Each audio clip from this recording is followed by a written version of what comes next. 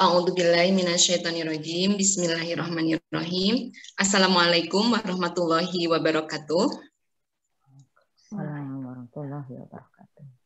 Alhamdulillahirabbil alamin wa bihi nasta'inu ala umuri dunya waddin wassalatu wassalamu ala asrafil anbiya'i wal mursalin wa ala alihi wa sahbihi ajmain amma ba'du. Allahumma shalli ala sayyidina Muhammad wa ala ali sayyidina Muhammad. Segala puji mari kita panjatkan kehadirat Allah Subhanahu wa Ta'ala yang telah menganugerahkan rahmat, kasih sayang kepada kita semua, sehingga pada pagi ini kita bisa berkumpul bertemu kembali secara virtual di pengajian Perancis. Sholawat beserta salam mari kita curahkan, semoga tercurah limpahkan kepada junjungan besar kita Nabi besar Muhammad Sallallahu Alaihi Wasallam, kepada keluarganya yang mulia, kepada para sahabatnya, kepada para tabi'in, dan semoga kita umatnya mendapatkan syafaat kelak di yaumil akhir. Amin, amin ya Allah ya Rabbal Alamin. Selamat datang yang terhormat kepada narasumber kajian pagi ini, Ibu Sinta Yudisya Wisudanti, SPSI, MPSI Psikolog. Dan selamat bergabung kepada para sahabat semua yang hadir di kajian pagi ini. Tema kajian pagi ini adalah layangan putus dari pandangan psikologi dan Islam. Kajian ini akan dimoderatori oleh sahabat kita semua, Teh Dini. Kepada Teh Dini dipersilahkan. Baik, terima kasih Teh Desi. Alhamdulillahirrahmanirrahim. Assalamualaikum warahmatullahi wabarakatuh. Asyhadu an la ilaha illallah wa asyhadu anna Muhammadar Rasulullah. Yang saya sayangi sahabat-sahabat yang telah bergabung dalam kajian virtual dan yang saya hormati narasumber kami hari ini adalah Ibu Sinta Yudisya Wisudanti. Tema sharing yang kami angkat kali ini memang menarik ya, apalagi sikonnya mungkin rasanya pas nih. Tapi kami angkat topik ini karena kami rasa banyak para saudara kita mengalami benturan dalam berumah tangga, khususnya yang berada di luar negeri. Selain mungkin dukungan moral dan rohani tidak sama dengan yang berada di tanah air, juga karena adanya perbedaan dari segi hukum, perbedaan dari segi mungkin support dari keluarga pun juga mungkin jauh dari tanah air. Jadi kita di sini akan melihat nanti bagaimana sharing dari sisi psikologinya. Nah, sebelum kita memulai kajian, izinkan saya membacakan sedikit mengenai biodata dari narasumber kita. Ibu Sinta Yudisya Wisudanti adalah wanita kelahiran Yogyakarta, bergelar S2 Magister Psikologi Profesi dari Universitas 17 Agustus 1945 Surabaya. Mohon mic-nya dibikin silent buat para peserta, terima kasih. Beliau banyak menerima dan meraih penghargaan. Nah, penghargaannya ini justru sebagai penulis, karena beliau memiliki hobi yaitu menulis. Hobinya ini ternyata memberikan beliau banyak sekali menerima penghargaan dan juga meraih penghargaan. Dari begitu banyaknya penghargaan yang tidak bisa saya sebutkan semuanya karena saking banyaknya, beberapa akan saya bacakan di sini, yaitu penulis terpuji Pena Award 2009 dan 2013, juara 3 tingkat nasional pada tahun 2013 dari Kemenparekraf untuk novel bulan Nararia, gitu ya Bu Sinta ya bilangnya. Juara 3 tingkat nasional live blog competition XL 2015. Selain itu, beliau juga menulis buku karya tunggal atau singgalnya. Beliau juga terkenal dalam tulisan antologi atau gabungan. Salah satu buku beliau yaitu Lafaz Cinta menjadi bestseller. Ternyata beliau juga terkenal sebagai penulis beberapa buku anak. Jadi Masya Allah, banyak sekali ya. Kalau disebutin semuanya ada kajiannya nggak akan cukup gitu. Saking beliau ini memang memiliki hobi sebagai penulis. Jadi tidak heran kalau mungkin hobi ini membuat beliau dipercaya sebagai pengasuh rubrik, yaitu Buah Hati Majalah Wasit. Baiklah, tadi hanya sekilas. Mungkin kalau Bu Sinta ingin menambahkan, silakan. Saya hanya membacakan sekilas saja mengenai biodata dari Ibu Sinta. Dan untuk menghemat waktu, saya persilakan kepada Bu Sinta untuk memulai kajiannya. Waktunya yaitu 45 menit. Silakan Ibu Sinta. Baik, terima kasih Kak Dini. Suara saya kedengaran ya? Alhamdulillah, jelas. Baik. Bismillahirrahmanirrahim. Assalamualaikum warahmatullahi wabarakatuh. Alhamdulillahirabbil alamin. Asyhadu an la ilaha illallah wahdahu la syarikalah wa asyhadu anna Muhammadan abduhu wa rasulullah nabiyyan ba'da. Rabbi shrah li sadri wa yassir li amri wahlul 'uqdatam min lisani yafqahu qawli. Huwallazi arsala rasulahu bil huda wa dinil haq yuzhirahu 'ala dini kulli wa kafa billahi syahida. Alhamdulillahirabbil alamin. Senang sekali ya bisa ketemu dengan saudari-saudariku begitu ya. Bahkan nanti ada teman-teman cowok juga yang mau gabung gitu Kak Dini ya di IG saya gitu ya. Itu bilang cowok boleh gabung nggak gitu ya. Karena begitu antusiasnya ingin juga mengenal ya, melihat kiprah para muslimah kita di luar negeri, terutama di Eropa begitu yang seperti kata Kak Dini tadi ya, pasti berbeda banget ya culture-nya dengan di bangsa Indonesia. Bahkan tadi pagi tuh Kak Berta saya share-share tuh, kita bersyukur di Indonesia ini apa anget terus gitu ya, tapi sholat kadang-kadang masih males, sementara di sana sampai kedinginan ya Kak Berta, Kak Dini ya, Masya Allah. Moga-moga pertemuan kita yang singkat pada sore hari di Indonesia dan siang hari pagi menjelang siang di dataran bumi Makedonia dan sekitarnya bisa memberikan kita banyak manfaat yang luar biasa, baik bagi diri saya pribadi, bagi diri teman-teman, dan bagi para audiens di luar sana. Tak lupa salawat dan salam tercurah bagi junjungan kita Nabi besar Nabiullah Nabi Muhammad SAW, serta keluarga, saudaranya, dan para pengikutnya yang senantiasa istiqomah hingga akhir zaman. Semoga kita termasuk di dalamnya. Amin amin ya rabbal alamin. Baik, apa saya bisa dibantu share screen-nya, atau mungkin kalau panitia kesulitan saya ini nge-share screen sendiri. Coba saya share ya. Baik, Kak Alfi ya yang nge-share ya. Bismillah teman-teman sekalian, kakak-kakak yang dicintai oleh Allah. Jadi pada kesempatan kali ini kita membahas tentang Layangan Putus ya, salah satu web series ya di WTV yang membuat heboh dunia perjagatan gitu ya. Ada banyak yang membuat heboh mungkin karena memang temanya sangat relate ya dengan kehidupan saat ini begitu ya, di mana peristiwa berumah tangga itu begitu ya kita sebut dinamis banget ya, banyak sekali tantangannya. Bahkan ada orang yang secantik Kinan yang begitu cantik, pinter, bermartabat itu sampai nggak berkutik menghadapi hantaman persoalan yang kayaknya bagi orang tuh sepele banget, tinggalin aja suami kamu gitu kan ya. Tapi ternyata tidak semudah itu. Nah, kita bahas secara singkat, mungkin nanti saya masukkan sedikit ya, apa saja unsur-unsur yang bisa kita pelajari dari sisi Layangan Putus ini ya. Nah, klik yang berikutnya Kak Host. Tadi sudah disampaikan oleh Kak Dini bahwa saya adalah seorang ibu dari 4 orang anak, seorang istri, itu pekerjaan utama ya, baru pekerjaan sampingan saya seorang penulis, psikolog, travelers gitu ya. Doakan saya istiqomah ya teman-teman sekalian, ibu-ibu, kakak-kakak yang solihah, sehingga bisa terus menghasilkan karya yang mencerahkan bangsa dan negara dan keluarga dunia. Amin. Klik yang berikutnya, Kak Host. Ini beberapa buku saya, dan sebetulnya biasanya kalau saya ngisi acara sekalipun di luar negeri, itu ya saya berbagi, senang ngasih door prize gitu ya. Kalau ada nanti teman-teman yang mau berangkat ke sana, mau berangkat ke Prancis, mau berangkat ke Swedia gitu ya. Kalau nanti memang ada begitu ya, boleh saya titipkan gitu ya, 3 buku saya buat hadiah bagi teman-teman di Prancis dan sekitarnya gitu ya, sebagai kenang-kenangan door prize gitu. Nah, klik yang berikutnya Kak Host. Dengan menjadi penulis, saya juga berkesempatan untuk bisa berkelana berbagai negara, dan memang betul sekali Kak Dini dan kakak-kakak yang solihah yang lain, ada banyak ya culture, apalagi kalau mixed marriage ya. Waktu saya di Maroko itu saya kaget banget melihat culture pertengkaran lelaki dan perempuan ya, di mana itu nggak apa-apa tuh kita di hotel tuh ketakutan, itu udah teriak-teriak banget kayak gitu ya, sampai jerat-jerit begitu ya. Itu lama banget, sama sekali tidak ada orang yang melerai gitu ya. Kata teman-teman kami yang muntarjih, yang benar semua bilang, nggak apa-apa Mas Sinta tuh udah biasa di sini, itu nanti akan melerai polisi gitu ya. Oh itu udah biasa ya. Kalau kemudian di daerah mungkin seperti daerah-daerah Maroko, Arabia, daerah-daerah Timur Tengah itu sudah biasa ya, pertengkaran suami istri itu sampai wah teriak-teriak heboh seperti itu begitu ya. Kalau kita kan bisa kena ini ya, kena delik penganiayaan kalau seperti itu. Klik yang berikutnya Kak Host.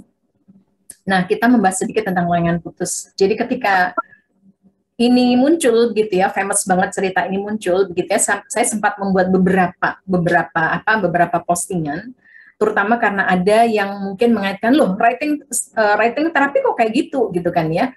Kemudian saya jelaskan beda writing terapi atau storytelling itu beda, teman-teman sekalian. Jadi nanti kalau ada yang kepingin writing terapi, jadi mengalami satu kondisi psikologis yang berat banget dan menjadikan tulisan itu sebagai sebuah katarsis atau pengobatan, maka itu mohon tidak diposting terlebih dahulu sampai kondisi emosi kita itu benar-benar stabil. Kenapa? Karena di luar sana ada banyak mungkin akun-akun palsu atau akun-akun yang kita nggak tahu ya. Ketika kita posting misalnya, ada suatu saat teman saya pengen curhat, aduh aku kok sebel banget ya sama anakku gitu ya.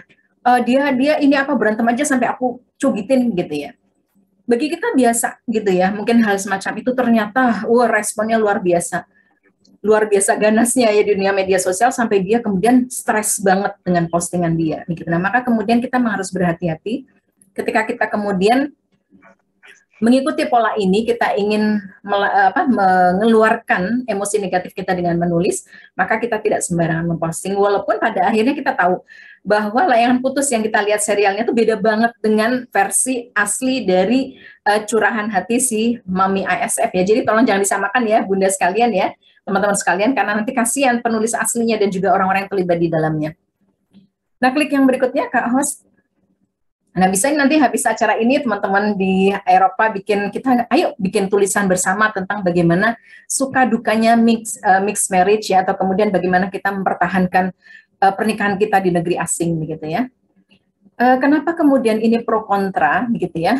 Yang pro adalah kita belajar dari ketegaran seorang Kinan tokohnya ya. Bagaimana kemudian kita lihat mungkin kakak-kakak teman-teman yang berada di Eropa udah biasa banget ngelihat tema perempuan tegar ya.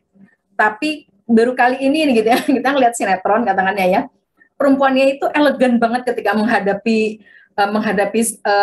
berita perselingkuhan suaminya gitu ya. Sama sekali tidak ada kata-kata kasar. Bagaimana dia kemudian menghadapi Lydia perempuan Will suaminya itu dia begitu tenang gitu, walaupun kelihatan banget ekspresinya dia adalah orang yang betul-betul nggak tahan dengan situasi itu.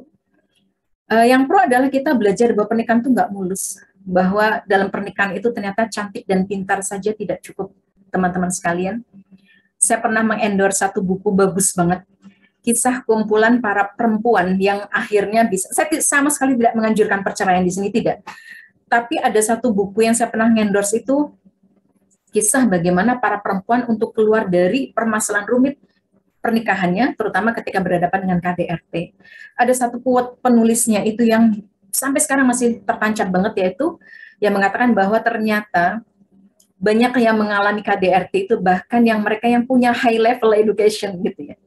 Dulu kita beranggapan KDRT itu hanya mereka yang low level education, ternyata perempuan-perempuan dengan pendidikan tinggi sekalipun kadang-kadang nggak paham bahwa itu adalah bentuk KDRT, sehingga mereka bertahan dengan segala derita dan akhirnya itu memakan habis emosi positif mereka yang pada akhirnya kadang-kadang bahkan mereka menyakiti anak-anak itu juga nggak sadar begitu kan ya. Bahkan mereka sudah depresi parah, kadang-kadang sampai tremor gitu, nggak sadar bahwa ini sudah waktunya mengambil tindakan gitu. Tidak harus berpisah, tapi harus sudah mengambil tindakan begitu ya. Nah, itu banyak yang tidak sadar, bahkan itu perempuan-perempuan terpelajar. Nah, dari pro yang dengan web series ini kemudian mengambil, oh iya ya, berarti cantik dan pintar aja nggak cukup. Harus ada keberanian luar biasa untuk kemudian memutuskan sesuatu. Bayangkan ada orang yang terjebak dalam sebuah pernikahan penuh KDRT itu 11 tahun. Dan banyak banget yang bukan cuma 11 tahun ya, bahkan puluhan tahun gitu ya, bahkan sampai mengalami beberapa cacat fisik. Nah, ini setidaknya sinetron ini, web series ini kemudian membuat, oh berarti perempuan itu memang kalau mau memutuskan tuh luar biasa banget ya, butuh keberanian yang luar biasa, bahkan mungkin harus sholat istikharah puluhan kali, ratusan kali, baca Quran, baca apalagi nanyain ke ustadz ini, ustadz itu gitu ya, tanya sama orang yang mungkin sudah mengalami pengalaman yang sama gitu ya, nasihat ini, nasihat itu, pengajian sini, pengajian situ, baru punya keberanian yang luar biasa. Dan yang kontra tentu saja ya, karena ini dunia timur ya, jadi adegan vulgar dari Aris dan juga Lydia. Kemudian ada yang bilang, wah ini kayak tutorial selingkuh. Kemudian, wah pelakor jadi punya posisi gitu ya. Sampai kemudian si siapa? suaminya Putri Marino itu juga mengalami backlash di luar dunia nyata ya. Kemudian yang pasti adalah yang kontra adalah manipulasi keadaan. Dan ini nanti akan saya jelaskan bagaimana kemudian saya sama sekali bukan kemudian mengusung suara feminis, tapi tidak. Banyak di antara kita itu yang kemudian nggak sadar bahwa kita itu kadang-kadang karena memang fitrahnya perempuan itu memang lembut sekali. Kita itu memang lembut banget. Daya pengasuhan kita tuh besar. Jadi kadang-kadang kita tuh dimanipulasi oleh keadaan tuh nggak sadar. Nah ini makanya kemudian kita, dan Islam itu Masya Allah mengangkat derajat perempuan itu sudah luar biasa. Begitu ya. Klik yang berikutnya Kak Host. Nanti saya dicolek-colek ya. Namanya mak-mak nih biasanya ngobrolnya lama. Banyak pertanyaan yang muncul. Apakah bahkan kemudian ada orang yang saya tuh pernah sampai di chat, kemudian dikritik segala macam gitu ya terkait LP ini. Ada yang mengatakan, wah semua laki-laki seperti Aris. Kemudian gimana nih kalau rekan suami saya cantik? Kemudian kalau jatuh cinta lagi gimana? Kemudian pernikahan tanpa permasalahan mungkin nggak? Kemudian bahkan ada yang menyewa detektif gitu ya untuk mengendus apakah suaminya ini berkhianat atau tidak gitu ya. Saking kemudian muncul pertanyaan-pertanyaan yang ini kira-kira safe nggak sih cinta saya dengan suami saya, atau pernikahan ini sudah safe atau kemudian sudah harus diapakan gitu kan ya. Nah, itu banyak pertanyaan-pertanyaan yang muncul, yang mungkin juga akan muncul di kakak-kakak sekalian, apalagi di culture ya. Saya punya sahabat di Korea Selatan gitu yang menikah dengan laki-laki asli Korea. Dia cerita bahwa dia cerita banyak ke saya, dan dia kemudian menjadi pendamping bagi mixed marriage. Jadi karena begitu Indonesia sedang sangat gandrung dengan drama Korea, sehingga bayangannya adalah menikah dengan lelaki Korea, cowok Korea itu sangat romans gitu kan ya. Padahal ternyata teman saya tuh bilang, coba bayangkan aja Mbak Sinta, ada culture yang beda banget. Salah satunya adalah wajib militer. Semua cowok di Korea tuh wajib militer, di mana Indonesia nggak pernah mengenal itu. Jadi bisa kita bayangkan bahwa cowok Korea itu sebenarnya keras banget.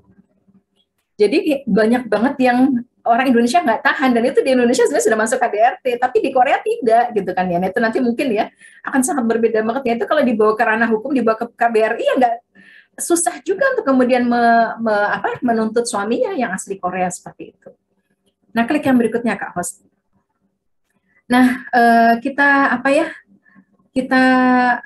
coba ambil pertama kali dari sisi psikologi ya. Jadi setiap pernikahan itu mau seperti apapun solih dan solihahnya. Bahkan saya ketika tempo hari saya membawakan acara layangan putus juga itu ada beberapa adik cewek ya yang hadir tuh bilang begini, "Duh Mbak, gimana? Apakah mungkin juga lelaki yang soleh itu juga akan bikin masalah di pernikahan?" Oh iya, begitu ya. Jadi setiap pernikahan itu pasti akan menghadapi masalah, mau ekonomi, komunikasi, intervensi, ketidaksetiaan, infidelity. Bahkan yang paling gawat itu sebenarnya pernikahan itu adalah ketika kita justru tidak sadar bahwa sumber pernikahan itu adalah diri kita sendiri, gitu ya. Itu yang parah gitu ya. Kenapa? Karena kadang-kadang situasinya itu sebetulnya bisa diatasi, tapi gara-gara kita nggak mampu, begitu ya, mengatasi itu. Jadi kemudian akhirnya pernikahan yang sebetulnya itu baik-baik saja itu bisa jadi menjadi sangat berantakan. Klik yang berikutnya ya Kak Host, ini saya ambil contohnya begini. Ini beberapa ilustrasi saya tampilkan ya. Jadi misalnya begini, teman-teman sekalian. Kita tuh butuh waktu bertahun-tahun, bahkan ketika kita menikah kita tuh mungkin masih bertanya-tanya sebetulnya tipe kepribadianku tuh seperti apa sih. Dulu sebelum masa pandemi gitu ya, ketika saya ngisi sekolah-sekolah pranikah begitu ya, saya selalu menawarkan kepada adik-adik, terserah kalian mau sama saya di bidang psikologi yang lain, tapi satu yang saya minta kalian sebelum menikah, cobalah sekali-sekali tes kepribadian. Dengan calon, kalau kalian sudah punya tunangan, atau kalian sudah punya ta'aruf, cobalah tes. Kenapa? Supaya kalian tahu diri kalian seperti apa, dan calon suami kalian seperti apa. Nggak penting tes IQ gitu ya, kalian insya Allah sudah cerdas semua gitu kan ya. Nah, itu ketika ada beberapa orang yang datang, itu baru ada yang baru sadar ketika bahkan akan memasuki pelaminan, sudah menentukan tanggal, datang ke saya gitu, itu pun karena disuruh sama orang tuanya. Itu saya ungkap gitu ya, hasil tes kepribadiannya. Jadi, ketika mereka, itu kan sebetulnya masing-masing nggak boleh dibuka ya, tapi karena mereka kemudian mempersilahkan sama-sama dibuka, saya sampaikan, Anda tahu nggak kalau Anda berdua tuh sama-sama agresif orangnya dari hasil tes kepribadian. Ya mereka kemudian, ya memang kami tahu sih. Dan yang dominan ini yang perempuan loh gitu Mas, gimana Anda siap gitu punya istri yang sudah agresif dominan gitu kan ya. Dan ternyata memang untungnya yang laki-laki sabar gitu ya. Jadi kemudian nggak apa-apa Bu Sinta, dan karena mereka memang muslimah ya, muslim dan muslimah, saya bilang kepada adik muslimah, Dek, walaupun kamu pintar, kamu dominan, pendapat kamu benar, dalam Islam kita mengenal ar-rijalu qawwamuna 'alan nisa.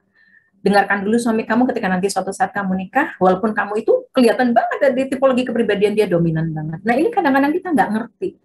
Bahkan sesudah kita menikah sekian lama, kita tuh nggak pernah ngerti sebetulnya diri kita ini ada apa. Apa sisi positif dan negatifku gitu ya.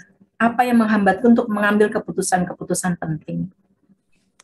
Nah, klik yang berikutnya Kak Host, misalnya begini, ini saya jelaskan ya, yang berikutnya ya, bagaimana mengenali diri sendiri. Ini ya, kalau kita kemudian ini macam-macam ya, kalau kita lihat di Kinan, itu masalahnya ini, di layangan putus. Trauma masa lalu, nggak ingin karena orang tuanya berpisah, jadi dia tidak ingin Raya mengalami perpisahan, sehingga dia menahan diri ketika Aris itu sebetulnya sudah banyak melakukan perselingkuhan dengan Lydia. Dan dia nggak yakin dengan keputusannya untuk berpisah, begitu ya. Nah, klik yang berikutnya Kak Host. Nah, begitupun kita sendiri, kakak-kakak sekalian ya. Ini ada satu kisah nyata, bukan kisah layangan putus ya. Kalau di kisah layangan putus itu akhirnya si Kinan memutuskan berpisah. Ini saya punya begitu ya klien yang bagi saya Masya Allah, saya tuh malah belajar banyak dari dia. Bagaimana kemudian dia datang ke saya nangis-nangis, dan saya bertanya, Mbak itu maunya apa? Dia bilang, saya kepingin mempertahankan pernikahan Bu Sinta, tapi saya tahu saya sudah mulai agresif dengan anak-anak saya harus gimana gitu ya. Nah, klik yang berikutnya Kak Host. Nah, ini yang bagi saya dia Masya Allah luar biasa banget. Saya banyak belajar dari dia. Apa yang dia lakukan adalah she's very good gitu ya.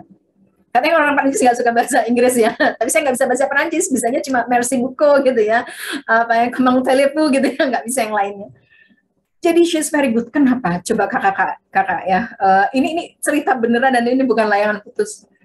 Bisa dibayangkan gitu ya. Dia dalam kondisi suaminya itu lagi kepincut gandrung sama perempuan yang lain. Dia tuh melayani suaminya dengan sebaik-baiknya. Saya nanya, Mbak, kamu sanggup melayani suamimu dengan sebaik-baiknya? Dia justru dandan secantik mungkin, walaupun suaminya itu sampai di rumah sama sekali nggak gubris dia gitu kan ya. Bisa dibayangkan dia tuh kadang-kadang, saya udah dandan cantik Mbak Sinta, tapi sampai saya nggak ini, wah saya tuh rasanya ikutan ini ya, ikutan jadi, wah andai kata aku ada di situ mungkin aku sedang lempar sepatu kali ya. Dan bagaimana dia menjaga anak-anaknya, kenapa dia mulai, Mbak Sinta gimana, aku udah mulai agresif sama anak-anakku, oh gini Mbak gitu ya. Dan dia menjaga diri baik-baik. Nah ini yang salut banget, saya salut banget. Dia memperhatikan well-being-nya dan dia pilih-pilih nasihat. Dia cantik, masih muda, berkarir. Wah, kalau dia dengarkan nasihat sembarang orang gitu ya, dia akan bilang, lu cantik banget, tinggalin aja cowok kayak gitu. Kamu masih bisa. Nah, dia tuh pilih-pilih, tidak seperti itu. Nah, Masya Allah ya, perjuangan dia, termasuk perjuangan dia berdoa, itu pada akhirnya yang saya salut adalah selingkuhan suaminya tuh sampai minta maaf ke dia gitu ya, sampai bilang, saya nggak ingin Mbak. Kalau kasusnya di layangan putus itu kan, kemudian Lydia sama Aris jadi dia sampai bilang, saya nggak mau Mbak, saya nggak mau. Dari yang dia benar-benar lupa diri itu sampai kemudian bisa meyakinkan selingkuhannya bahwa kamu itu salah ngerebut sama orang. Nah ini luar biasa ya, dan ini emang nggak mudah ya. Saya tuh ngelihat ya Allah luar biasa banget, Masya Allah ya, moga-moga salah satu calon penghuni surga ya perempuan-perempuan seperti ini. Tapi emang nggak mudah banget seperti ini. Dan dia harus punya tipologi kepribadian tertentu. Nggak semuanya bisa seperti ini, gitu ya. Klik yang berikutnya Kak Host. Nah ini kemudian psikologi tadi. Nah dalam Islam teman-teman sekalian ya, kita juga meyakini bahwa setiap pernikahan itu ada ujian dan godaannya. Gangguan setan, hawa nafsu, angan-angan, lemahnya iman, buruknya akhlak itu bisa gitu ya. Nah ini sebetulnya tidak bertentangan dengan dunia psikologi. Jadi nanti akan kita Masya Allah ya, Masya Allah banget. Dalam psikologi Islam itu semuanya tuh sudah ada solusinya, tapi yang kita butuh tahu diri kita dulu ya. Klik yang berikutnya Kak Host gitu ya. Jadi misalnya begini, kita adalah masa sih orang soleh, kita kan orang soleh ini berilmu, nggak mungkin dong gitu ya, kita rajin sholat, rajin mengaji, mengerjakan yang sunnah gitu, hey tunggu dulu gitu ya. Klik yang berikutnya Kak Host. Semua itu akan tetap baik, orang solih begitu ya, orang berilmu akan tetap baik. Tetapi kadang-kadang justru dalam kesolihan dan ilmu yang tinggi itu nanti ada kesalahan yang sangat samar gitu ya. Yaitu kalau kita nggak hati-hati luar biasa banget. Klik yang berikutnya Kak Host. Ini beberapa testimoni yang sangat salah, begitu ya. Misalnya, ada nggak yang berpendapat seperti ini? istriku pakai jilbab, rajin sholat, rajin mengaji, dia nggak akan marah gitu ya. Padahal tunggu dulu, dari semua perempuan yang pakai jilbab itu ada yang personalitinya introvert, ada yang ekstrovert, ada yang pencemas, ada yang overthinking, ada yang easy going, ada yang temannya banyak, ada yang temannya sedikit, ada yang tipe kepribadiannya namanya conscientiousness tuh rigid banget, ada yang nothing tulus gitu ya. Itu nggak bisa sama. Jadi kemudian misalnya sebagaimana kita juga beranggapan laki-laki yang kemudian rajin sholat, dia nggak akan tergoda perempuan, tunggu dulu personality dia seperti apa gitu kan ya. Klik yang berikutnya, Kak Host. Nah, mari kita lihat ya, ketika kondisinya badai, nah ini yang mulai kelihatan gitu. Klik yang berikutnya, apapun badainya, yang penting kita tahu personality kita, apalagi bagus banget kalau kita tahu personality pasangan ya. Jadi dengan kita tahu personality kita, teman-teman sekalian, kita akan mengetahui kelemahan kita di mana, dan di titik itu kita akan mohon pertolongan sama Allah. Jadi nggak akan sama ya doanya satu orang yang misalnya doa orang yang pemarah, dengan doa orang yang nggak bisa ngomong sama orang lain itu beda gitu kan ya. Jadi jangan disamakan. Maka kemudian kamu kan ini ya, kamu lagi ada masalah, istighfar aja terus, istighfar, kamu diganggu setan, tunggu dulu, ya sakitnya apa dulu gitu kan. Sama seperti orang sakit demam ya, itu kan obatnya macam-macam. Ya baik. Oh iya. Klik yang berikutnya Kak Host. Nah ini apa ya? Personality ini salah satu contoh ya. Ada orang itu yang introvert aja, tapi ada loh orang gabungan ini. Udah introvert, pencemas, overthinking, non-assertif itu nggak bisa ngomong sama, nggak bisa bilang enggak sama orang. Nggak enakan banget. Dan ini orang Indonesia banyak yang seperti itu. Udah orang Indonesia, orang Jawa. Orang Jawa, orang Jawa Tengah gitu ya. Saya orang Jogja gitu ya. Saya udah introvert, non-assertif, nggak enakan banget sama orang. Kita tinggal di Eropa, wah sudah habis kita. Suami kita orang Amerika, habis deh ya gitu. Kemudian kita rapuh juga. Ada orang introvert itu yang kuat, ada. Ada orang introvert itu yang asertif. Dia introvert, gak banyak teman. Tapi dia bisa bilang, yuk ngedugem, sorry aku enggak deh, gitu ya. Gitu. Misalnya dia bisa bilang, misalnya kemudian suaminya kemudian beda pendapat sama dia, aduh sorry mas, aku enggak kayak gitu ya. Mohon maaf ya, gitu ya. Nah itu ada, gitu. Nah intinya adalah belajarkan melepaskan emosi dengan bijak. Karena ya tadi sesoleh apapun personalitinya, kalau lagi kena hantaman masalah yang bertubi-tubi dan semakin naik gitu ya tingkat pernikahannya, itu kan hantamannya juga makin macam-macam ya. Itu kita harus bisa melepaskan emosi dengan bijak. Klik yang berikutnya Kak Host. Jadi misalnya di sini ada orang ya, misalnya di sini saya contohkan ada orang yang klik misalnya klik yang berikutnya Kak Host. Ini masih 10 slide lagi ya. Saya cepatkan aja. Ada orang yang non-asertif. Nggak bisa ngomong sama orang. Dan saya punya klien seperti ini. Sebetulnya dia itu memang karena dia punya trauma berat-berat banget di masa lalu, sehingga dia nggak pernah bisa ngomong sama orang. Termasuk sama suaminya, hanya cuma ngomong, nanya, Mas, kamu pulang jam berapa? Itu dia nggak berani. Mas, aku nggak suka loh kalau kamu akhir pekan itu main sama teman kamu. Itu dia nggak berani. Karena suaminya baik banget. Akhirnya dia bikin apa? Akhirnya dia bikin akun palsu, sebanyak-banyak akun palsu, gitu ya, sehingga kemudian dia curhat sama orang, gitu ya, kadang-kadang. Nah, di satu sisi bagus, tapi kadang-kadang itu juga tidak menyelesaikan masalah. Dan dalam Islam misalnya apa? Kalau orang non-asertif nggak bisa ngomong, banyaklah baca-baca ayatnya Nabi Musa, gitu ya. Klik yang berikutnya, kalau dia kemudian inner child-nya itu jelek, waktu kecil sering di-abuse sama orang tuanya, dan dia sekarang jadi pemarah, gitu ya. Banyak-banyaklah baca doa ini, misalnya ya. Allahumma firli zambi wazib ghaiza qalbi wa ajirni minasyaiton. Banyaklah baca doa. Ini kan beda gitu ya. Nggak akan bisa disamakan. Klik yang berikutnya gitu ya. Kalau orang yang kemudian, nah ini. Saya punya beberapa klien yang mengalami trauma berat di masa lalu, dan kita harus tahu. Kalau diri kita punya trauma berat atau suami kita punya trauma berat, maka kemudian bacaannya tidak ringan. Kadang-kadang harus baca Al-Baqarah gitu ya. Kadang-kadang Al-Baqarah itu salah satu surat yang berat dalam Al-Quran. Ini misalnya gimana? Saya punya teman di mana dia waktu kecil dia menjadi saksi dari ayahnya yang melakukan seksual abuse pada banyak orang. Dan ketika dia besar, dia bilang, Mbak Sinta, aku kayaknya memang ada kelainan dengan seksual aku gitu ya. Jadi dia tuh meniduri perempuan banyak banget gitu ya. Nah ini kalau istrinya nggak tahu, ini dia punya sakit yang namanya love addiction. Dia nggak akan pernah cukup dengan satu perempuan dan dia pasti akan banyak punya emosi love dengan orang. Kenapa? Karena memang ada sesuatu yang sudah agak rusak di neurotransmitternya. Nah ini kalau kita dari segi agama, ya itu harus kuat-kuatan gitu ya, karena setannya juga.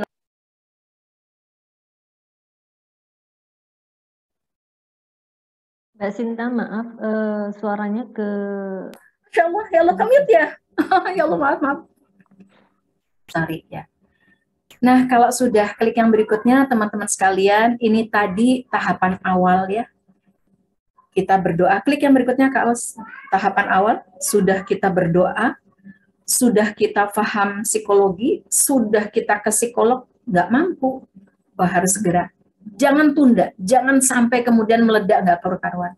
Misalnya ke psikiater gitu ya. Ke psikiater tuh kadang-kadang perlu dibantu dengan obat untuk menenangkan. Ada orang itu kalau sudah depresi parah gitu ya, punya dengan pasangan itu udah nggak bisa tidur, insomnia 2 pekan, sama sekali nggak tidur, itu udah bahaya banget. Karena suatu saat bisa rusak ya syarafnya. Kalau kita sudah 3 hari nggak bisa tidur, itu kita perlu gitu ya. Berarti sudah ada. Bahkan kalau di psikoanalisisnya Sigmund Freud, kita mimpi berulang-ulang hal yang sama, mimpi jatuh, ya, mimpi ditabrak, mimpi dikejar-kejar, itu sebetulnya ada sesuatu yang kita tuh takut banget, dan kita tuh lagi tertekan banget. Nah, itu sudah harus cerita sama orang, gitu ya. Sesoleh apapun kita, ada suatu saat situasi itu tidak tertahankan, dan teman-teman harus begitu ya.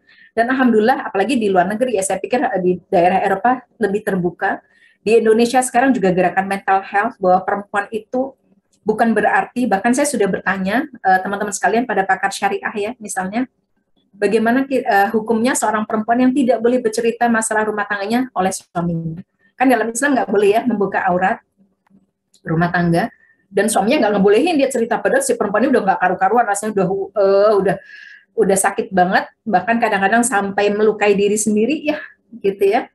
Itu ternyata secara syariat boleh, asal tidak kepada sembarangan orang, misalnya ke psikiater, ke konselor pernikahan tuh boleh, gitu ya. Itu tidak termasuk dalam kategori berkhianat pada suami dan kemudian membuka aurat rumah tangga karena dia mau cari solusi. Kalau nggak seperti itu, dia bisa insane gitu ya, bisa nggak karu-karuan gitu kan. Nah, klik yang berikutnya Kak Host, jangan ragu. Nah ini kalau ini satu kata yang luar biasa dari Jalaluddin Rumi begitu ya. Jadi bagaimana kalau kita sedang punya masalah, itu tidak menaikkan suara, tetapi raise your words, memilih kata-kata gitu ya, mana yang tepat untuk kita sampaikan kepada pasangan. Karena kata Jalaluddin Rumi, bukan yang menumbuhkan bunga itu bukan bukan geledek halilintar, tapi adalah hujan. Tapi ini memang sesuatu yang sangat susah ya teman-teman sekalian. Kadang-kadang apalagi laki-laki itu beda banget otaknya dengan kita, dan kita sudah punya introvert, suami juga punya masalah dengan masa lalunya. Kadang-kadang it's not easy to pick up right words, itu nggak mudah ya. Kadang-kadang kita malah memilih kata yang salah gitu ya. Dan ini malah kemudian membuat situasi menjadi buruk. Tapi kita belajar ya. Klik yang berikutnya. Nah ini ini kita lewati aja ya gitu. Klik lagi yang berikutnya. Klik yang berikutnya. Ini nanti silakan di ini saya share. Klik yang berikutnya. Nah, waktu kita terbatas. Nah ini teman-teman sekalian. Pak Beni sutradaranya itu menyampaikan di sebuah wawancara, mengatakan kenapa dia bikin layangan putus, terlepas saya juga nggak setuju dengan adegan vulgarnya ya. Jadi dia ingin menampilkan seorang laki-laki yang manipulatif gitu ya. Dan ini kata yang bagi saya luar biasa di dunia psikologi. Teman-teman sekalian, manipulatif itu adalah orang yang punya tipe perilaku dan kepribadian yang beyond lying ya. Lebih hebat daripada berbohong. Jadi misalnya gini, daya manipulatif itu gini, ada kakak adik. Jadi saya atau ada seorang ibu punya kakak adik ya, adiknya numpain susu gitu ya. Kakaknya numpain susu gitu kan ya. Susunya pecah ada di dekat adiknya. Kalau orang yang berbohong dia bilang, "Loh, siapa nih yang numpain susu?" gitu kan ya. Si kakak bilang, "Nggak tahu," gitu ya. Kenapa? Karena dia takut nanti dimarahin ibunya. Tapi kalau manipulatif bilang apa? Dia bilang, "Loh, itu kan pecahnya di kaki adik," gitu kan ya. Jadi lebih dari sekedar berbohong, dia mampu memanfaatkan situasi dan itu membalik. Dan itu saya lihat di Aris, dan ini banyak sekali orang-orang seperti ini sekarang. Kadang-kadang laki-laki, kadang-kadang perempuan ya. Manipulatif itu apa? Coba apa yang dikatakan ketika Kinan mencoba membongkar perselingkuhan Aris. You are sick gitu kan ya, kata Aris. Loh, yang sakit itu siapa? Yang sakit sebenarnya Aris dan Lydia. Tapi kemudian Kinan lah yang kemudian dituduh ketika dia akan membongkar sesuatu tuh, kamu sakit. Dan ini terjadi pada klien saya banyak banget. Bu Sinta, kok aku jadi takut ya? Kayak aku ini mau nangkep bahasa suamiku gimana? Padahal yang lagi bermasalah suaminya dengan perempuan lain, tapi malah dia merasa, waduh nanti jangan-jangan aku jadi salah ya kayak gini ya, gitu nguntit suamiku loh. Yang salah siapa gitu ya? Nah seperti itu ya. Kemudian kata Aris, aku tidak pernah sekalipun mengucapkan kata cerai. Itu dari mulut Kinan. Dia tidak pernah mau menceraikan Kinan, tapi dia menciptakan situasi yang buat istrinya itu luar biasa. Nah ini yang kita harus hati-hati. Maka kemudian satu kuncinya adalah pertama kita kenali dulu personality kita. Disitulah kita akan tahu kekuatan dan kelemahan kita, dan itu kita pakai untuk mengatasi situasi. Termasuk misalnya kita tahu, oh kita introvert, kemudian kita non-asertif, kita cari apa sih doa-doa dalam Al-Quran yang membuat kata-kata kita ini bisa bermakna ketika kita berdiskusi atau mungkin berseteru dengan suami, atau mungkin dengan bapak ibu mertua, atau kemudian kepada saudara-saudara, atau dengan rekan kerja, dan seterusnya. Nah klik yang berikutnya. Itu saja sepertinya ya kakak-kakak yang saya lihat. Semoga hari ini luar biasa, waktu kita yang singkat ya, kita berdoa agar kita kuat gitu ya. Kemudian kita terus cari doa dan ayat Al-Quran yang sesuai dengan permasalahan kita, dan terus belajar dan tumbuhkan potensi. Moga-moga dengan seperti itu kita akan menjadi muslimah yang luar biasa. Klik yang terakhir adalah media sosial saya, begitu ya. Mari kita saling follow di sana, begitu ya. Saya punya juga media sosial Ruang Pelita, sebuah komunitas ruang pendampingan psikologi dan literasi. Baik, terima kasih Kak Host, terima kasih Kak Dini. Mohon maaf atas segala kekhilafan dan kekurangan. Moga-moga bermanfaat buat saya pribadi dan buat teman-teman sekalian. Saya tutup dulu dengan salam ya. Assalamualaikum warahmatullahi wabarakatuh. Waalaikumsalam warahmatullahi wabarakatuh. Masya Allah, Ibu Sinta, luar biasa ya. Singkat, padat, tapi banyak sekali tadi ilmu yang saya dapat. Salah satunya adalah kita mengenali diri kita pribadi, bagaimana sifat kita, dan kemudian mencari jawabannya dalam Al-Quran. Itu luar biasa, mencari doa-doanya, mencari jawabannya. Masya Allah, itu luar biasa ya. Itu PR buat saya. Baik, Bu Sinta, silakan mungkin bila ingin istirahat minum dulu sebentar, sebelum kita lanjut kepada sesi tanya-jawab. Kita, Baik, saya izin minum dulu ya. Ini punya tradisi, yaitu istirahatnya dengan mendengarkan pantun dari sahabat kita Mbak Berta. Mangga Mbak Berta. Siap.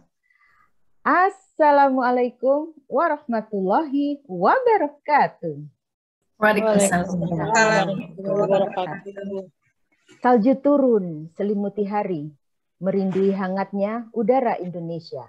Pengajian Perancis di awal Februari, dibuka kehadiran Kak Sinta Yudisia. Masya Allah. Kisah viral di masa kini, Pasutri mesra berakhir di mahkamah. Si Aris bilang tak ada bini, ternyata anak bini ada di rumah. Awan pekat gunung meletus, rakyat siaga siap sedia. Cinta Kinan bak layangan putus, suami menghilang ke Kapadokia. It's my dream, not hers. Layangan putus tak bertenaga, balon udara saksi pengkhianatan. Krisis kepercayaan melanda keluarga, suami istri bak musuh bebuyutan. Sepatu dibeli berbahan kulit, kualitas bagus tak mudah lapuk. Kondisi Kinan semakin sulit, keluarga bahagia jadilah terpuruk. Suami memadu, istri tak bersedia. Lalui hari marah dan gundah-gundah. Aris lalai sejak ada Lydia, Kinan tak lagi menjadi yang terindah. Pintar nih Mbak. Masya Allah. Cobaan banyak menimpa Pasutri, kalangan atas sampailah bawah. Kalau telepon sudah diperiksa istri, habislah suami menjadi terdakwa. Lucu banget sih. Cinta memang sulit dimengerti, datang dan pergi tanpa alasan. Sekalipun istri sangat berbakti, suami bisa merasa bosan. Hati-hati ini ya. Layangan putus berputar-putar, tapi akhirnya jatuh ke bawah. Jadi istri hendaklah pintar, walau tak makan bangku sekolah. Drama asmara memanglah kejam, cinta datang menolak dosa. Sakitnya seperti pisau menghujam, lukanya membuat berputus asa. Jagalah sikap dan bertutur kata. Jangan menyulut api cemburu. Inilah tinjauan dari cerita Layangan Putus versi terbaru. Wassalamualaikum warahmatullahi wabarakatuh. Waalaikumsalam warahmatullahi wabarakatuh. Cakep ini kalau di ini. Masya kalau Allah, diviralkan. Saya sampai sakit perut dengarnya. Roberta lucu banget. Hebat Roberta. Masya Terima Allah. kasih. Sekarang foto-foto dulu ya, atau kayak mana? Buka kamera, silakan foto. Oh, foto dulu. Oh, silakan kalau mau foto dulu. Mangga. Silakan yang mau buka kamera ya. Oke, siap. 1, 2, 3. Ada 4 layar. 1, 2, 3. Cekrek. 1, 2, 3. Cekrek. Selanjutnya ketiga. 1, 2, 3. Cekrek. 1, 2, 3. Cekrek. Makasih. Mbak, kenapa mesti pakai cekrek, Mbak? Soalnya sekarang zaman digital, zaman sentuh-sentuh. Ada beberapa hal yang harus ini biar makin ini menjiwai. Baik. Baik, sekarang sesi tanya jawab. Tadi Mbak Berta ngomongin soal telepon jangan dibuka. Bu Sinta, saya mau tanya nih. Saya itu nikah udah 24 tahun ya berarti ya.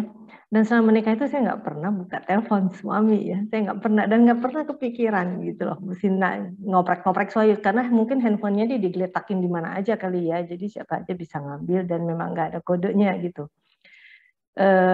Apa saya termasuk istri yang easy going gitu, maksudnya ya udah saya percayain aja gitu kan istilahnya gitu, atau memang sering dilihat telepon karena saya dengar banyak orang ya yang suka periksa telepon suami atau periksa telepon istri gitu.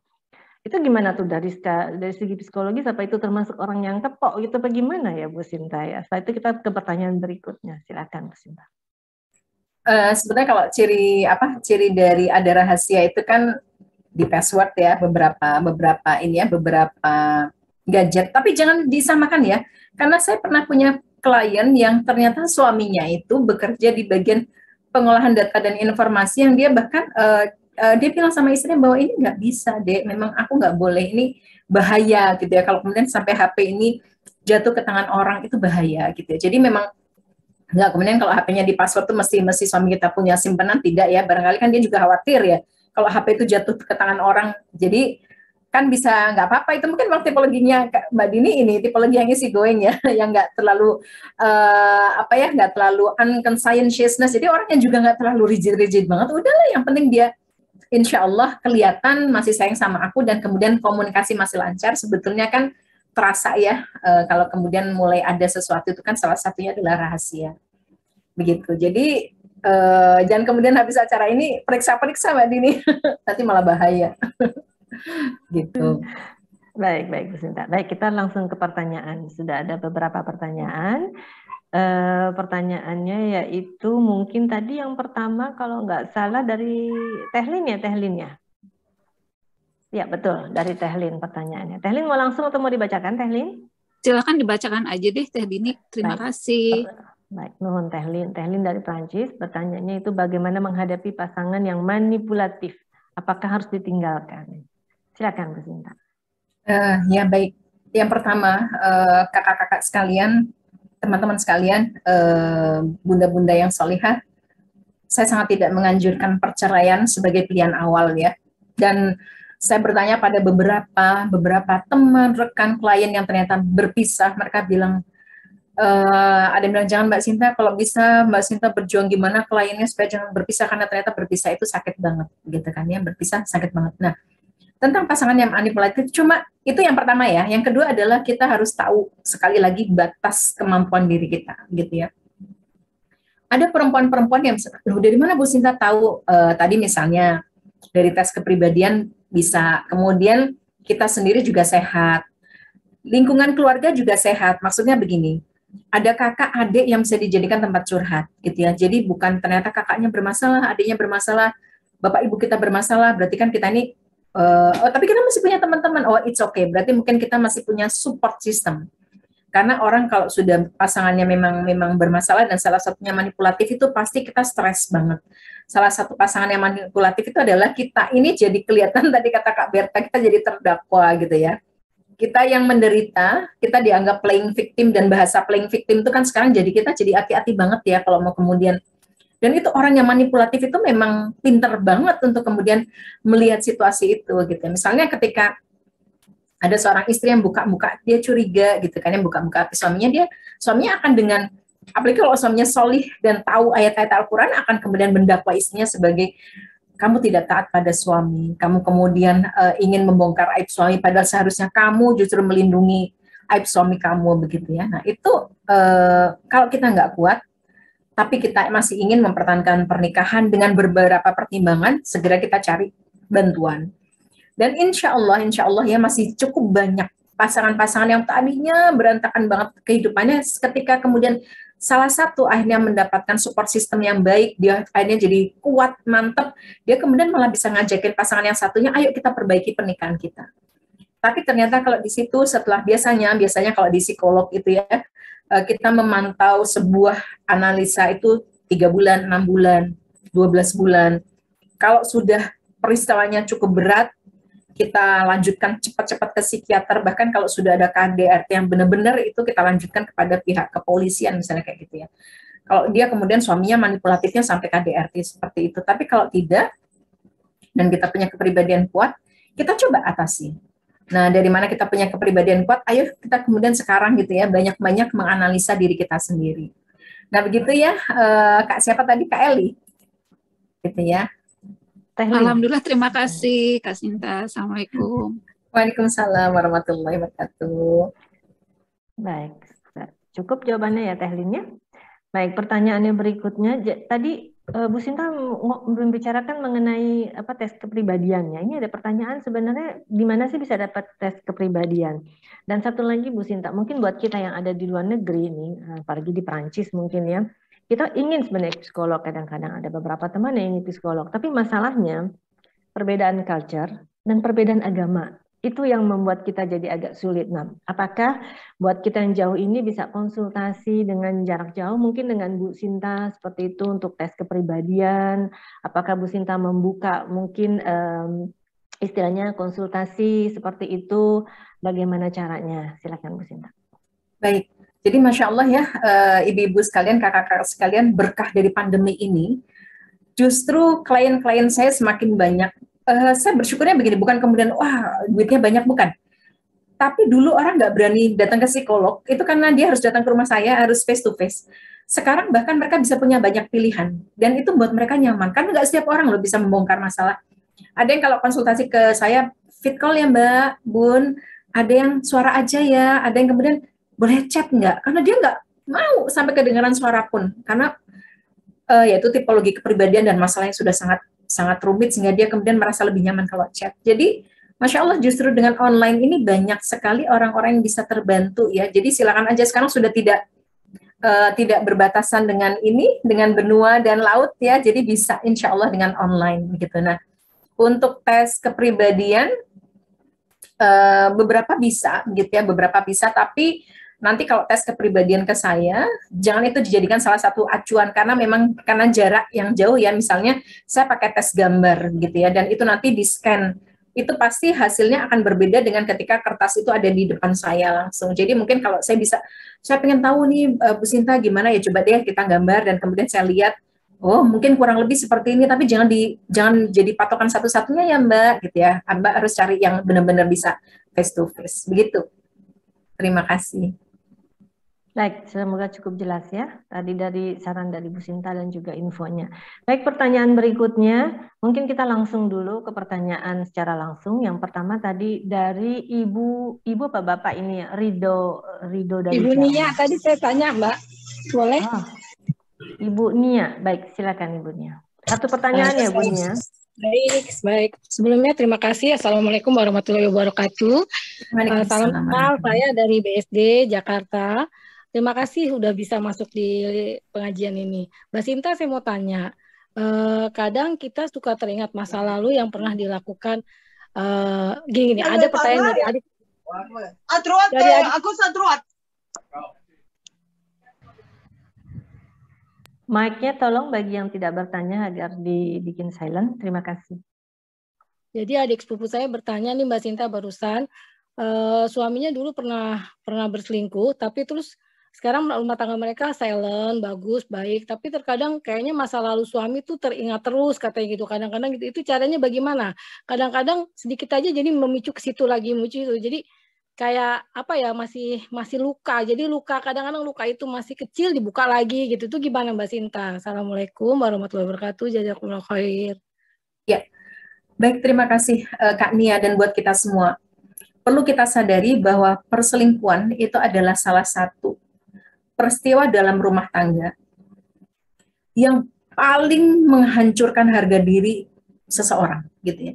Jadi kalau orang sudah berselingkuh, satu pasangan itu ibaratnya yang satu tuh remuk redam. Remuk redam apa? Kemampuan berpikir rasionalnya. Kita lihat Kinan, dia seorang dokter, nggak mampu, udah nggak mampu berpikir rasional. Dia yang tadinya ekstrovert, banyak teman, udah nggak bisa lagi. Dia yang tadinya pinter ngomong, pinter pidato, orasi, hancur harga dirinya. Itu memang perselingkuhan. Kenapa? Karena di situ ada pengkhianatan. Pengkhianatan, dan apalagi kalau kemudian sudah lama banget ya. Sehingga kemudian memang perlu dipahami oleh sepasang suami istri yang kemudian bertekad untuk kembali memulai dari nol, bahwa mereka harus sama-sama bersiap ya untuk terbuka. Kalau satu saat satu pihak misalnya tadi ya seperti suami gitu ya, bisa nanti dihadirkan ke psikolog gitu kan ya, sepasang suami itu istri itu, bahwa segi agama gitu ya, istighfar, kemudian banyak Allah aja maha pemaaf, apalagi kita manusia. Kemudian suami juga kita pahamkan bahwa Anda dulu sudah menghancurkan harga diri, kepercayaan, rasionalisme, self-esteem istri gitu ya, kemampuan dia yang luar biasa gitu ya ketika dia gadis, sekarang udah dia jadi benar-benar hancur. Kemudian menyatukan itu kembali nggak mudah, sehingga kalau kadang-kadang dia sudah kita tata gitu ya, ibarat kepingan keramik retak lagi, dia ingat lagi, dia marah lagi istrinya, tolong Bapak bersabar. Jangan Bapak kemudian terpancing bahwa aku dituduh terus, aku gini lagi aja deh, jangan seperti itu begitu ya. Tapi pahamilah bahwa Bapak itu sudah menghancurkan istri Bapak tuh sampai remuk banget gitu ya.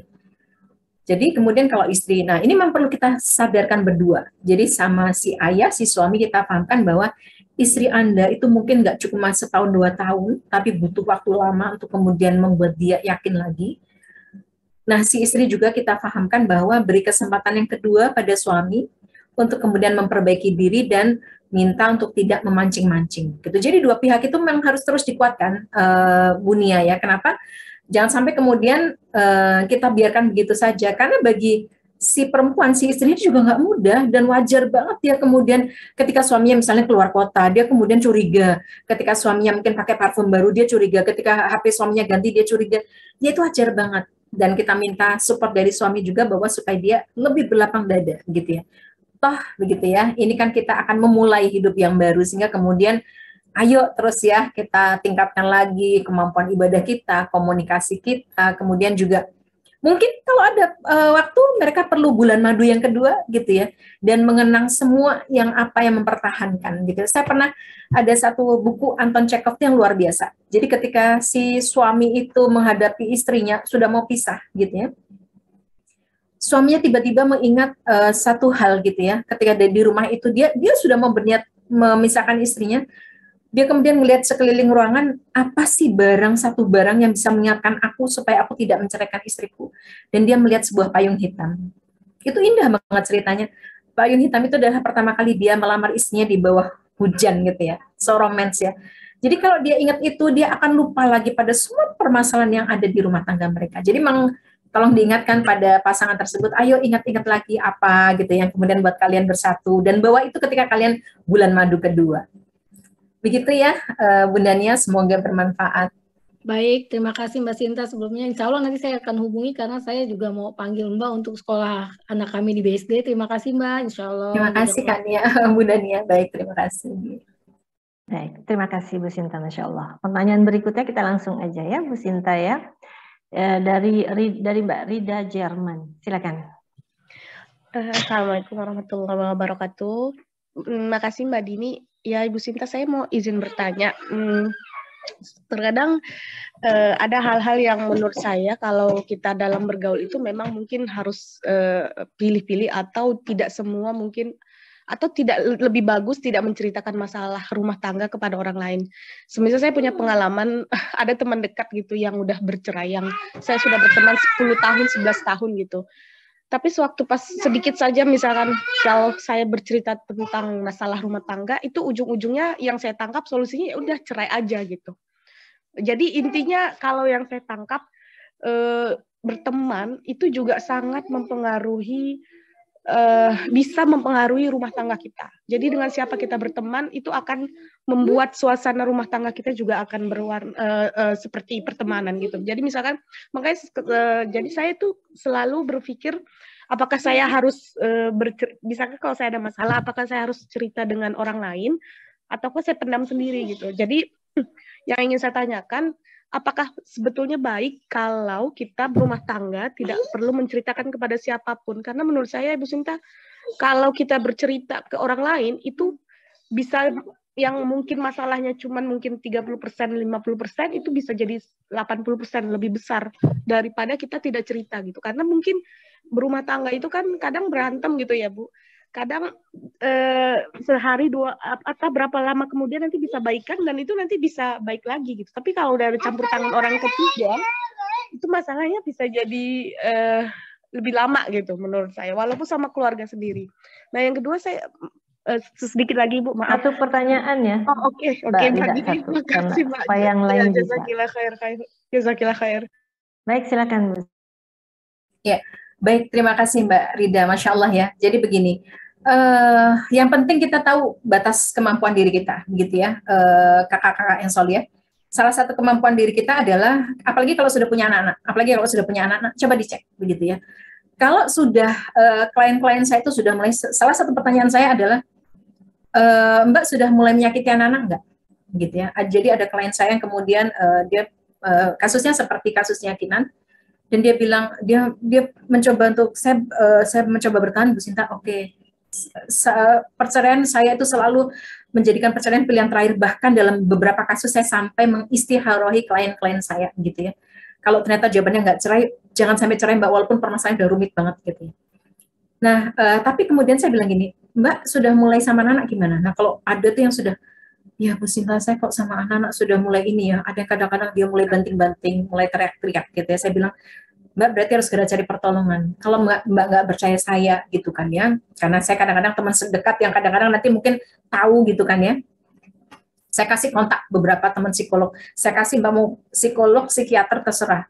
Mbak mau cari konselor-konselor. Kalau di Surabaya banyak ya konselor pernikahan yang sudah senior, yang usianya sudah 70, yang sangat sabar. Itu silahkan. Tapi jangan dipendam sendiri. Kenapa? Karena sudah mulai menyakiti anak-anak. Itu udah bahaya banget. Sudah bahaya begitu ya.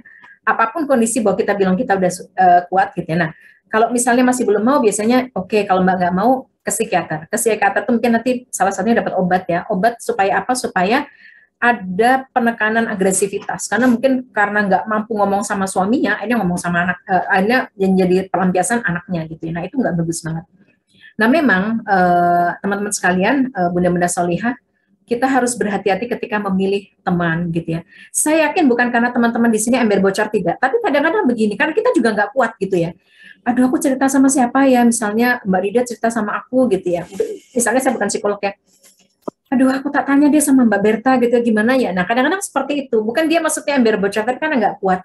Ini solusinya gimana ya? Nah, kalau saya sih sering bilang, kalau kayak gitu disarankan aja ke konselor pernikahan. Saya sendiri kalau nggak mampu mengatasi, misalnya masalah autism, saya serahkan sama ini kayaknya ini permasalahan rumah tangga yang salah satunya anggota keluarganya ada yang autism, saya rujuk ke sana. Jadi memang begitu Mbak Rida. Tidak mengapa menyimpan masalah itu sendiri. Kalau orang zaman dahulu itu begitu. Bahkan sampai habis badannya istilahnya ya. Itu dulu nenek buyut saya juga begitu, kakek buyut saya itu sudah luar biasa gitu ya, perilakunya itu hanya menangis, membatik gitu ya, sama sekali tidak keluar apapun, tapi badannya memang kurus kering. Nah kalau sekarang gitu ya, nah dulu kan perangkatnya masih lengkap ya, begitu ya, keluarga besar masih ada. Nah sekarang yang sangat dikhawatirkan adalah tadi abusive pada anak-anak ketika ibunya tidak mampu mengatasi masalah. Jadi lebih baik bercerita pada orang yang tepat atau pakai terapi-terapi. Sekarang ada banyak, misalnya salah satunya writing terapi. Writing terapi itu bagus buat orang-orang yang nggak bisa ngomong sama orang. Itu bagus banget. dia nggak bisa percaya sama orang, itu bagus banget. Salah satu pakarnya tuh ada tuh teman saya penulis tuh Mbak Dr. Intan Savitri itu membuka naratif terapi. Begitu tuh bagus seperti itu. Nah, begitu ya Mbak Rida, moga-moga bisa dipahami dan tetap semangat ya. Baik. Terima kasih Bu Sinta. Yang ingin bertanya langsung, mungkin videonya bisa dibuka ya, saya harap supaya lebih enak juga komunikasinya. Setelah ini mungkin ke Terina bisa dibuka mungkin videonya Terina. Lagi nggak pakai jilbab tadi nih. Oh, lagi nggak pakai jilbab. Ya. Saya langsung aja pertanyaannya ya. Begini, bagaimana tanggapan Mbak Sinta soal fenomena-fenomena ahwan-ahwan atau laki-laki yang tampilannya sudah hijrah banget, tapi yang digandrungkan itu yang nomor satu adalah bendera poligami, padahal hafalannya, sedekahnya itu mah biasa saja. Yang ada ta'ayal poligami, banyak yang gagal. Akhirnya Islam lagi yang jelek.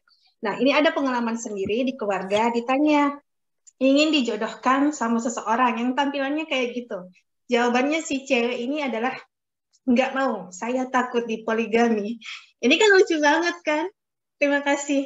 Mohon penjelasannya. Baik, terima kasih.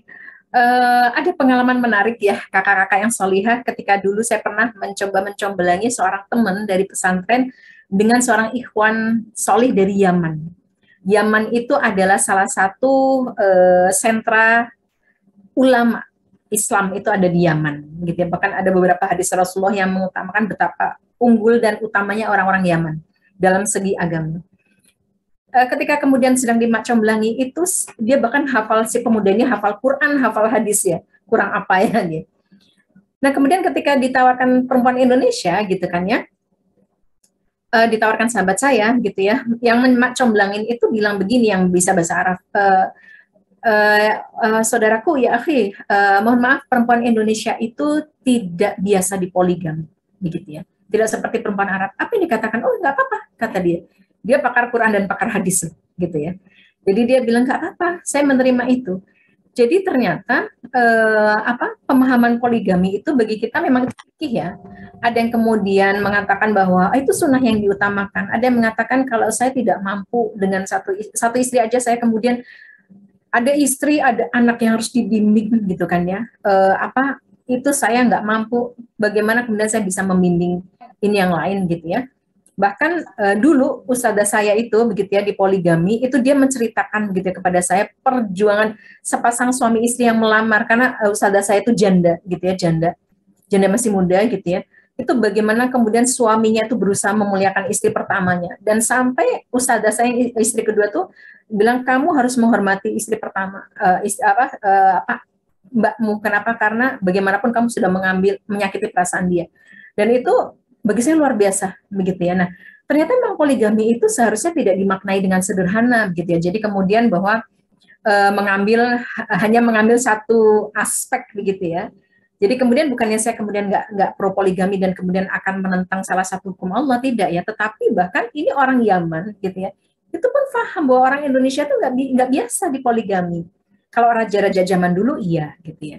Kalau orang Arab gitu ya, itu udah biasa banget. Jadi kan beda ya, culture-nya aja udah beda gitu kan ya. Kemudian kalau mau dipoligami itu seperti kasusnya ustadzah saya itu luar biasa banget perjuangan istri pertama dan suaminya untuk kemudian berusaha menyatukan mereka gitu ya. Bahkan kemudian mendidik istri keduanya untuk bisa kemudian sangat hormat pada istri pertamanya. Nah memang begitu ya Bunda ya, jadi memang jangan kemudian dimudah-mudahkan, karena itu memang perkara yang luar biasa gitu ya. Bahkan kemudian ketika saya pernah mendengar kata-kata seorang ustadz gitu ya, yang bagi saya itu mengena banget dengan konsep psikologi. Tujuan dari menikah itu adalah sakinah mawaddah warahmah. Ketika kemudian seorang suami menikah lagi, yang timbul bukan sakinah mawaddah warahmah di keluarganya yang inti pada awal, itu dia berdosa. Kenapa? Karena dia mengejar yang sunnah, tapi kemudian mengabaikan yang wajib. Mendidik anak, mendidik istri, itu kan kemudian luar biasa ya. Kemudian itu wajib bagi seorang suami. Tapi kemudian dia mengejar yang sunnah, nah itu. Nah, cuma kita bedakan lagi ya, Bapak Ibu sekalian, teman-teman sekalian, memang ada laki-laki yang dia lemah ya, dia lemah, jadi dia kemudian nggak bisa sama istrinya, akhirnya dia kemudian cari perempuan lagi. Nah, bagi saya poligaminya itu sebenarnya dia ada yang harus diterapi gitu ya, tapi kemudian dia menjadikan poligami, nah itu tadi ya, kadang-kadang menjadi poligami sebagai salah satu alasan dia untuk kemudian menutupi bahwa dalam dirinya itu ada sesuatu yang kurang. Nah, itu yang harusnya kita pahami bersama dari konsep psikologi begitu. Nah, begitu Bunda, moga-moga bisa dipahami nggih. Jadi intinya ada beberapa orang yang seharusnya butuh terapi, bukan poligami, begitu ya?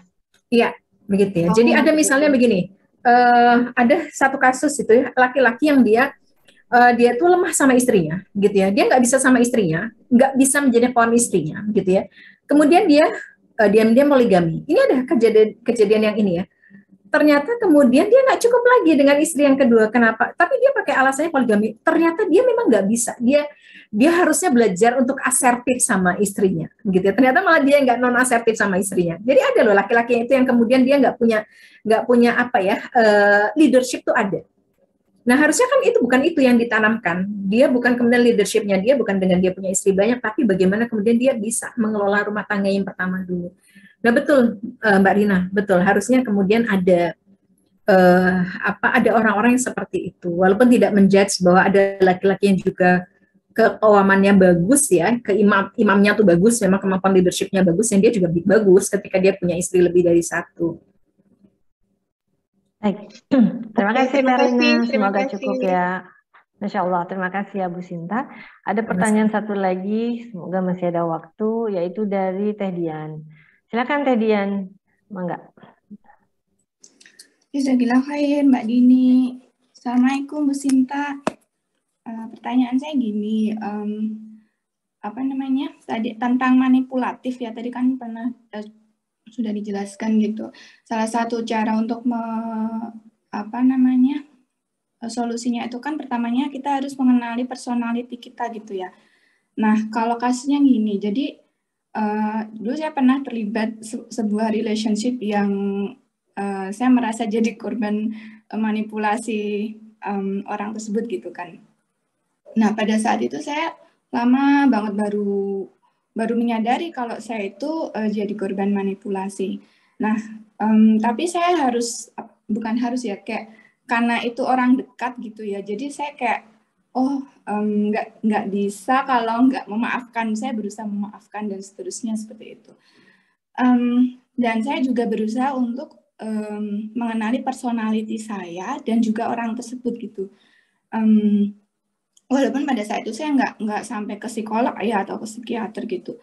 Nah, cuman yang sekarang masih jadi PR dan sering masih kepikiran itu, kadang-kala itu kalau berhubungan dengan beliau lagi gitu, kadang tuh masih kayak terpikir hal-hal yang dulu gitu. Alhamdulillahnya tuh hubungan kami sudah lebih baik banget gitu ketimbang dulu-dulu. Cuman kalau ada saat-saat tertentu yang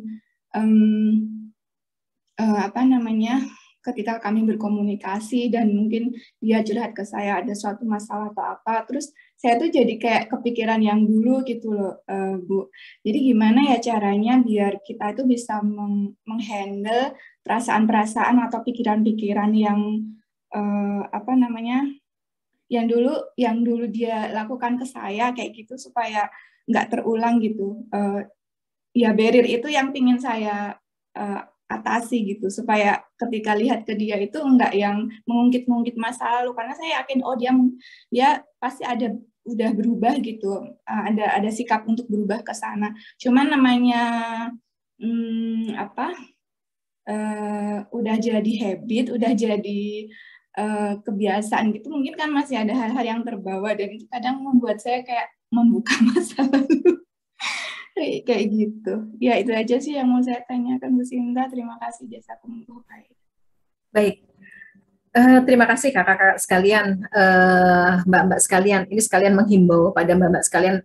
Mungkin karena juga S2 saya dulu tesis saya tentang writing therapy ya. Saya melihat sebuah pengalaman luar biasa dari orang yang hidup sezaman dengan saya, termasuk mungkin Mbak Dini ya, kita seangkatan mungkin ya usia kita ya Mbak.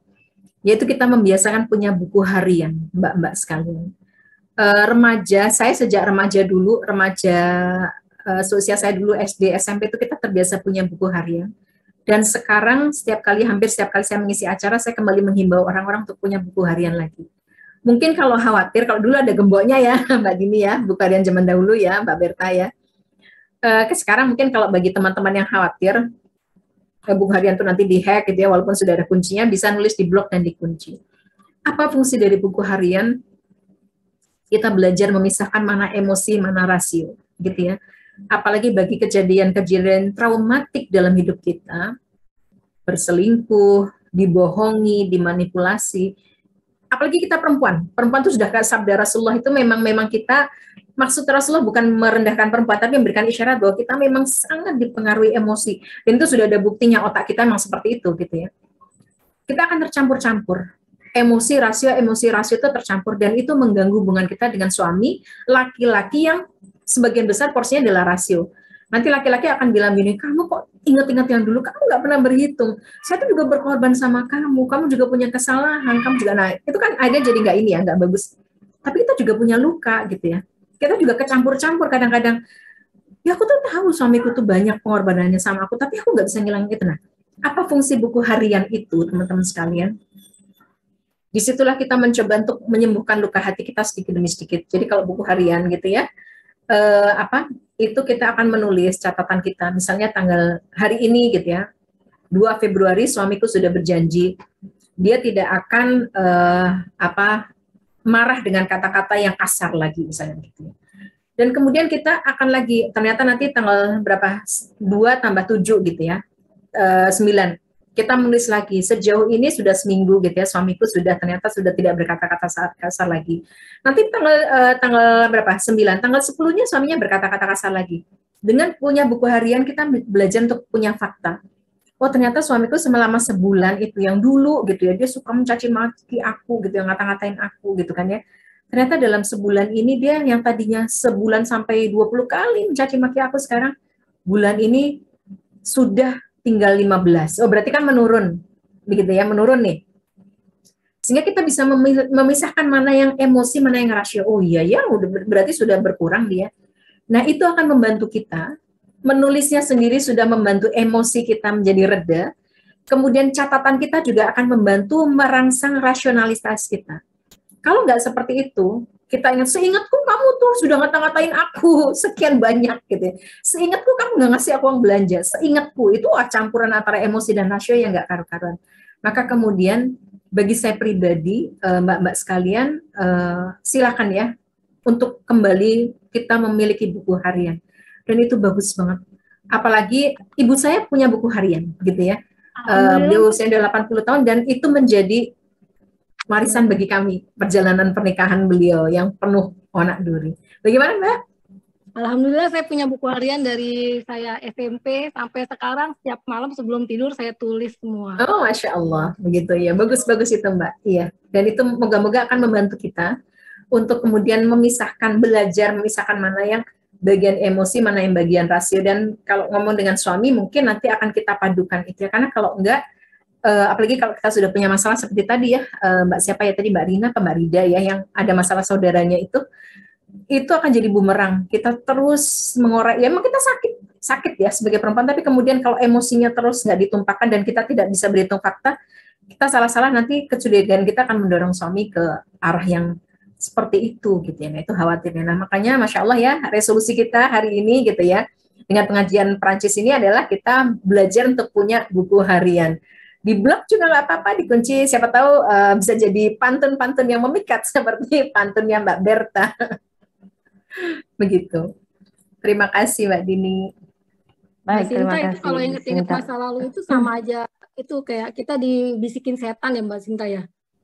Ya, kalau kita kembalikan pada itu, dibisikin setan, maka kemudian, oh ya, sebagai penutup, saya kemarin juga baru tahu ya, dari saya buka. Saya belum tahu hadisnya, tapi kemudian saya baru lihat di googling gitu ya. Salah satu fadilah dari ayat kursi itu adalah melindungi rumah tangga dan pernikahan kita. Gitu. Jadi memang ya mungkin teman-teman sekalian sudah tahu ya, salah satu hadis Rasulullah yang kuat terkait tentang bahwa salah satu prestasi setan yang paling hebat itu bukan kemudian salah satu prestasi setan paling hebat bukan membuat orang itu bisa minum, bisa merokok gitu, tidak ya, tapi kemudian membuat orang suami istri itu berpisah. Itu kan prestasi. Jadi memang mereka akan mengerahkan segala daya untuk kemudian memisahkan, dan disitulah kemudian ternyata ayat kursi itu, makanya kalau di surat itu pagi sore ya, ternyata salah satu fadilah ayat kursi. Kalau teman-teman mungkin misalnya Bapak Ibu, Mbak-mbak tuh, aduh surat panjang, udah baca ayat kursinya aja awal di pagi dan petang, itu ternyata memelihara pernikahan juga. Masya Allah ya, gitu ya. Moga-moga itu bisa. Betul, itu gangguan setan juga. Kita nginget-nginget masa lalu gitu. Baik Bu Sinta, Masya Allah, terima kasih. Saya setuju tadi dengan Bu Sinta bilang bahwa betul, Allah itu akan menggoda dari segala cara, dan pernikahan itu adalah ibadah. Jadi karena kita sedang melakukan ibadah, maka kita akan terus diganggu, seperti itu ya Bu Sinta. Kepada yang ingin bertanya lagi, saya mohon maaf karena waktunya juga sudah selesai ya Bu Sinta ya. Memang kalau bisa sih maunya berjam-jam, tapi Bu Sinta juga ada mungkin kegiatan lainnya, dan ibu-ibu di pengajian juga mungkin ada harus mengikuti aktivitas atau menjemput anak, aktivitas kehidupan sehari-hari. Kepada Bu Sinta saya persilakan untuk memberikan mungkin resume atau kesimpulan, dan kemudian bila memang ingin nanti melanjutkan konsultasi dengan Bu Sinta, mungkin Bu Sinta bisa memberikan kembali kemana bisa mengkontak Bu Sinta. Silakan Bu Sinta. Baik, terima kasih kakak-kakak solihah, mbak-mbak yang solihah, bunda-bunda solihah. Resume singkat dari saya yang pertama adalah kenali personality kita, kepribadian kita, dan juga pasangan kalau bisa. Yang kedua, dengan mengenal personality kita, kekurangan kita, kita bisa tahu kelemahan kita, dan titik itulah yang kita minta kepada Allah untuk dikuatkan. Kita cari doa-doa dari Al-Quran, googling gitu ya, hadis, Quran, yang kemudian doa untuk mengatasi marah kalau kita punya inner child yang buruk. Doa apa kalau kita misalnya selalu punya overthinking, itu insya Allah ada ya dalam Al-Quran. Nah, moga-moga dengan seperti itu, dengan kita mengenal diri kita tahu kekurangan kita, itu yang kita mintakan pada Allah, itu akan menjadi penguat dari sisi psikis kita. Terima kasih. Baik, terima kasih Bu Sinta, Masya Allah. Terima kasih sekali untuk ilmunya yang sudah dibagikan sebagai penguat kita juga, khususnya buat kita yang berada di perantauan saat ini. Mohon maaf sekali lagi bagi yang bertanya tadi mungkin belum sempat dijawab. Sekali lagi saya persilakan untuk mungkin bisa mengkontak Bu Sinta bila memang ada keperluan untuk konsultasi lebih jauh lagi dengan Bu Sinta. Sekali lagi saya mengucapkan terima kasih banyak kepada Bu Sinta atas waktunya, atas ilmunya, barakallah. Semuanya Allah yang bisa membalas segala kebaikan Bu Sinta untuk Majelis Pengajian Perancis yang dihadiri oleh bukan hanya dari para muslim dan muslimah di Perancis, tapi juga di negara-negara lainnya, Masya Allah. Terima kasih atas semuanya. Saya sebagai moderator, mohon maaf lahir batin bila memiliki banyak kesalahan, baik mungkin dari segi kata atau bahasa tubuh. Saya kembalikan kepada host, yaitu Teh Desi. Waalaikumsalam warahmatullahi wabarakatuh. Waalaikumsalam warahmatullahi wabarakatuh. Terima kasih banyak Bu Sinta, Teh Dini. Alhamdulillahirabbil alamin. Semoga kita bisa mengambil manfaat dari ilmu-ilmu yang telah disampaikan oleh Bu Sinta. Bu Sinta mungkin bisa memimpin doa untuk penutup kajian ini. Baik. Terima kasih. Kita buka dulu dengan Al-Fatihah. Mbak-mbak sekalian, a'udzubillahi minasyaitonirrajim. Bismillahirrahmanirrahim. Alhamdulillahirabbil alamin, arrahmanirrahim, maliki yaumiddin. Iyyaka na'budu wa iyyaka nasta'in. Ihdinas siratal mustaqim. Siratal ladzina an'amta 'alaihim ghairil maghdubi 'alaihim waladdallin. Amin. Bismillahirrahmanirrahim. Allahumma ighfir lil mu'minina wal mu'minat wal muslimina wal muslimat al ahya'i minhum wal amwat. Allahumma firli wa liwalidayya warhamhuma kama rabbayani shaghira. Rabbana waj'alna muslimaini laka wa min dhurriyyatina ummatan muslimatan lak wa arina manasikana wa tub 'alaina innaka antat tawwabur rahim. Rabbi habli hukma wa alhiqni bis salihin waj'alni lisana sidqin fil akhirin waj'alni min warathati jannatin na'im wa la tukhzini yawma yub'atsun. Subhana rabbika rabbil izzati amma yasifun wa salamun alal mursalin walhamdulillahi rabbil alamin. Terima kasih Bu Sinta. Terima kasih kepada sahabat semuanya yang telah hadir di kajian pagi ini. Mari kita tutup kajian ini dengan bacaan hamdalah bersama-sama. Alhamdulillahirabbil alamin dan doa. Subhanakallahumma wa bihamdika asyhadu an la ilaha illa anta astaghfiruka wa atubu ilaik. Akhir kata saya host, mohon maaf lahir dan batin. Wassalamualaikum warahmatullahi wabarakatuh. Waalaikumsalam warahmatullahi wabarakatuh. Waalaikumsalam warahmatullahi wabarakatuh.